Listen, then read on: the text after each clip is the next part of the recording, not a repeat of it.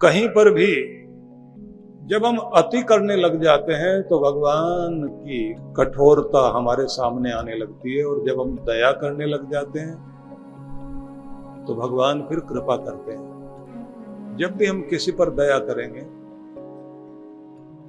जिसको भगवान याद है उसके दिल में दया है।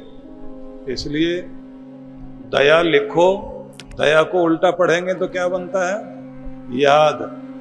मतलब हुआ जैसे भगवान याद है, अब याद को उल्टा कर दीजिए दया, तो उसके दिल में दया जरूर रहेगी, और जिसके दिल में दया है उसको भगवान जरूर याद करेंगे, कृपा करेंगे, आशीर्वाद। इसलिए प्रभु की स्मृति भी रहे, लेकिन साथ में इस बात का भी ध्यान रखिए कि जहां पर भी हो सके निर्दयी ना बने, दयालु बन करके चलिए। धर्म का मूल तो है ही दया। बाबा तुलसीदास यही तो कहते हैं ना, दया धर्म का मूल है। तो धर्म का मूल ही दया है, और धर्म को अगर समझना चाहते हैं तो व्यास ऋषि ने एक शब्द का प्रयोग किया, आत्मनः प्रतिकूलानि परेशान न समाचरेत।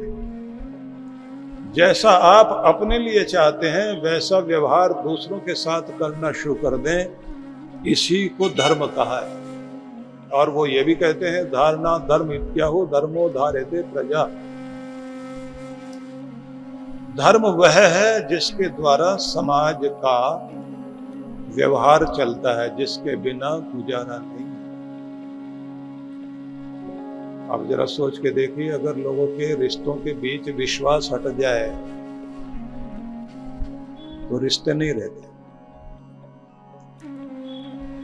लोगों के रिश्तों के बीच प्रेम हट जाए तो भी रिश्ता नहीं रहेगा। विश्वास, सत्य, प्रेम, दया, सहयोग, सद्भावना, ये सारी चीजें हैं जो धर्म के वे लक्षण हैं। मनु महाराज ने तो 10 लक्षण बताए, धृति, क्षमा, दमो, स्नेह, शौचम, इंद्रिय निग्रह, धीर, विद्या, सत्यम, अक्रोधो, दशकम धर्म लक्षणम।